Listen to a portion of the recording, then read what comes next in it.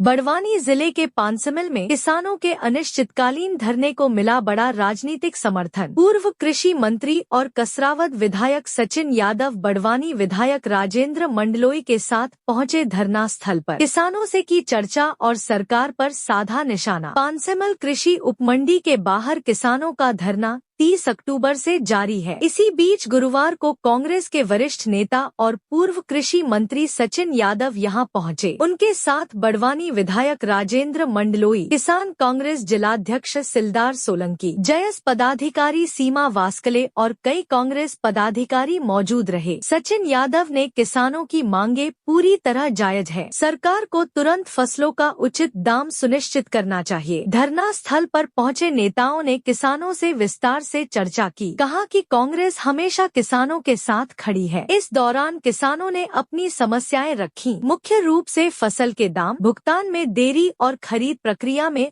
पारदर्शिता की मांग की। नगर आगमन पर कांग्रेस कार्यकर्ताओं ने फूलमालाओं से किया गर्मजोशी से स्वागत। पूर्व मंत्री यादव ने पार्टी कार्यकर्ताओं से भी मुलाकात कर संगठन की मजबूती और जनसेवा को सर्वोच्च प्राथमिकता देने की बात कही। इस मौके पर कांग्रेस के वरिष्ठ नेता प्रकाश सिंह राजपूत, पूर्व जनपद अध्यक्ष रतन सिंह खेड़कर, पीसीसी सदस्य अजय मिश्रा, पूर्व ब्लॉक अध्यक्ष दिलीप राव शितोले और युवा कांग्रेस अध्यक्ष विवेक चौधरी सहित कई पदाधिकारी मौजूद रहे। किसानों की आवाज को सड़क से सदन तक पहुंचाने का दावा कर रही कांग्रेस, अब देखना होगा सरकार किसानों की मांगों पर क्या रुख अपनाती है।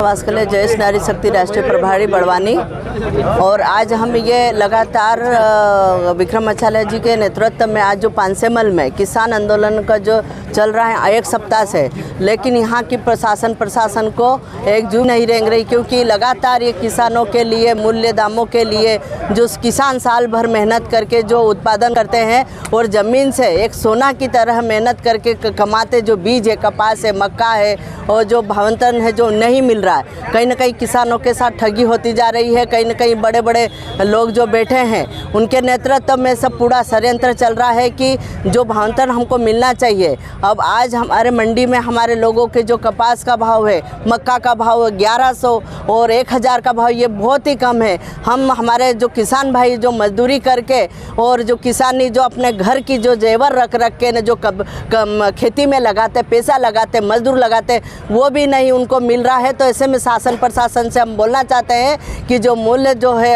किसानों का जो अनाज का है वो देना चाहिए। और अगर नहीं मिला है तो यहाँ के बड़वानी कलेक्टर से भी हम कहना चाहते हैं कि आप इस आंदोलन में आके जो किसान भाइयों की जो समस्या है सुने और जो उचित है उचित मुआवजा मिलना चाहिए। अभी बारिश के कारण हमारे कई लोगों के कपास है, मक्का है, पूरा सड़ गया, सोयाबीन है, लेकिन कलेक्टर महोदया अभी पूरे बड़वानी जिले में इन्होंने निरीक्षण नहीं किया। तो होना चाहिए, क्योंकि उसका मुआवजा मिलना चाहिए। हम ये प्रशासन से मांग करना चाहते, बड़वानी कलेक्टर से मांग करना चाहते हैं उनको मुआवजा मिले। और आप सीएम साहब से भी हम कहना चाहते हैं, मुख्यमंत्री जी से, कि जो ये जो बारिश है, बारिश होने से हमारे किसानों को नुकसान हुआ है, उसकी भरपाई करना चाहिए, उचित मुआवजा मिलना चाहिए, ये पहल करना चाहिए। अगर नहीं करते हैं तो इसी तरह ये जो आंदोलन हमारा निरंतर जारी रहेगा। आज ये यहाँ पे पांसेमल में, लेकिन हम भोपाल तक जाने के लिए तैयार है। हमारे किसान आज रो रहे हैं, हमारे किसानों खेतों में आज जो मक्का सड़ रही है, ऊँग के आ गई है, लेकिन प्रशासन चुप है, क्योंकि उनके पास तो गाड़ी, बंगला, घोड़ा सब कुछ है, लेकिन हमारे किसानों के पास क्या है? उनकी ज़मीन है, उनके लिए खाने के लिए नहीं, रहने के लिए नहीं है, तो वो उनका जीवन कैसे निकालेंगे? जो उनकी जो रकम है, रख के ब्याज है, उनका ब्याज तक नहीं मिल रहा है। तो ये प्रशासन को समझना चाहिए और ये आंदोलन जारी रहेगा। पांसमल क्षेत्र के किसान लगातार 8 दिन से धरना प्रदर्शन कर रहे हैं। उनकी जो मांगे हैं वो सब जायज़ है। उन किसानों का इस आंदोलन का हम समर्थन करने के लिए हम कांग्रेस पार्टी के सभी कार्यकर्ता यहाँ आए हैं और प्रशासन और सरकार से मांग करते हैं कि जो किसानों की मांग है वो जायज़ है, तो उसको मांग को मानी जाना चाहिए। आज आप देख रहे हो कि किसान किस प्रकार से परेशान है। आज जो मक्का खरीदी में नमी के नाम पर किसानों की फसल को सही दाम नहीं मिल पा रहा है। कपास की बात करें तो व्यापारियों के ट्रक माल तुल जाते हैं, लेकिन किसान की एक बैलगाड़ी तोलने में भी बोले 12% से ज़्यादा मास्टरी करके उसको बाहर कर दिया जाता है। तो किस प्रकार से पूरे मध्य प्रदेश में किसानों को ठगा जा रहा है। किसान कड़ी मेहनत करता है। जब तक किसानों को C2+50 का जो फार्मूला है, जिसमें किसान के परिवार के सदस्यों के द्वारा मेहनत की उसको जोड़कर किसान का जो लागत है उसका 50 गुना बढ़ाकर यदि भाव दिया जाएगा तो ही किसान संपन्न हो पाएंगे। नहीं तो मध्य प्रदेश के साथ ही पूरे देश में किसानों के साथ छलावा हो रहा और हमारे यहाँ पर किसानों को जो आवश्यकता है, चाहे खाद बीज की हो, वो किस प्रकार से कठिनाई होती है, उनमें मिल नहीं पाती है, और जब फसल मार्केट में लेके आता है तो उसको सही दाम मिल नहीं पाता है। तो ये किसानों की मांगे सब जायज़ है और हम पूरे लोग किसान इस आंदोलन का भी और किसान आंदोलन का समर्थन करते हैं। हमारे विक्रम भाई के नेतृत्व में हमारे किसान साथी यहाँ पर पिछले 8 दिनों से किसानों की मांगों को लेकर के यहाँ पर धरना प्रदर्शन कर रहे हैं और विशेष रूप से मंडी के जो संचालन है उस संचालन में जो गंभीर अनियमितताएँ देखने को हमको मिल रही हैं, वो उनका एक प्रमुख जो है मुद्दा है। साथ ही साथ जो समर्थन मूल्य पे जो सरकार को खरीदनी करनी चाहिए वो खरीदी भी सरकार के द्वारा नहीं की जा रही है। कहीं ना कहीं ये सरकार हमारे जो अन्नदाता हैं, हमारे किसान साथी हैं, उनकी उपज का सही दाम, सही मूल्य सरकार नहीं देना चाहती है और इसके कारण आज पूरे प्रदेश और पूरे देश में भारतीय जनता पार्टी की प्रदेश की और केंद्र की सरकार के प्रति भारी आक्रोश जो है हमारे किसान साथियों के बीच में है।